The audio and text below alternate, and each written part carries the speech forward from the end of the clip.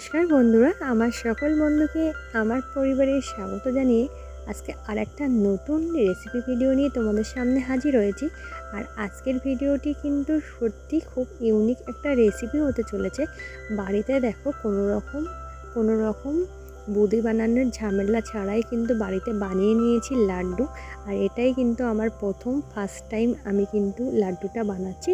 তাহলে আর বকবক করবো না, চলো রেসিপিটা দেখতে থাকো।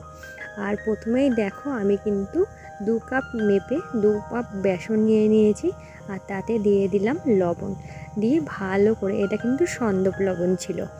আর এই সন্দক লবণ দেওয়ার একটাই কারণ, আমি যে রেসিপিটা বানাচ্ছি এটা কিন্তু একদম ঠাকুরের বাসনে বানাচ্ছি, তোমরা দেখতেই পারবে, ভগবানকে নিবেদন করার জন্য বা প্রসাদের জন্য। আর এটা কিন্তু আমি ফার্স্ট টাইম বানাচ্ছি।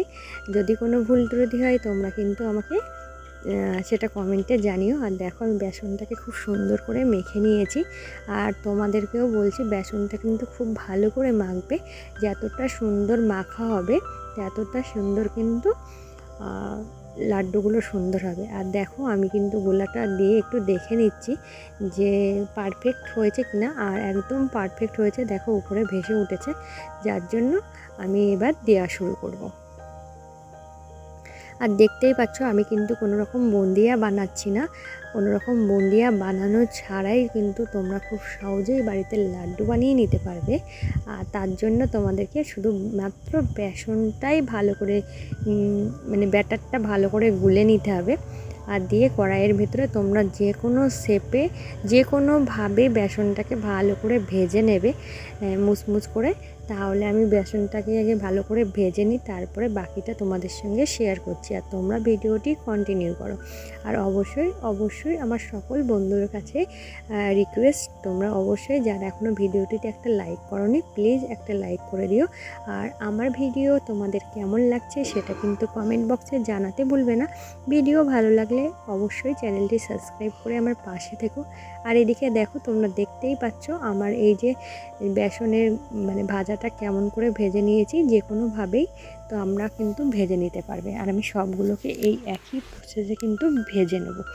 আর তোমরা ওই সেমভাবে কিন্তু ভেজে নেবে, আর খুব সহজেই কিন্তু বাড়িতেই লাড্ডু বানিয়ে নিতে পারবে। আর এদিকে দেখো আমার সমস্ত এগুলো ভাজা হয়ে গেছে।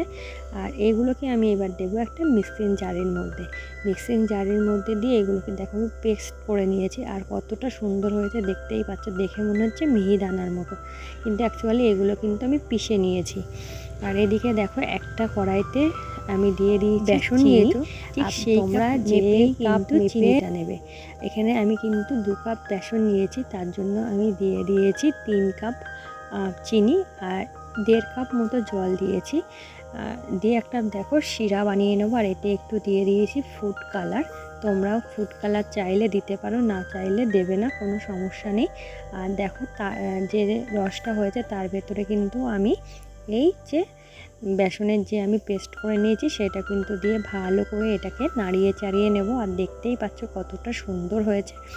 আর আমি তো প্রথম বানিয়েছিলাম, আমার বাড়িতে সবাই বলেছে খুব সুন্দর হয়েছে। আর আমার নিজেরও না সত্যি ভীষণ ভালো লাগছিল।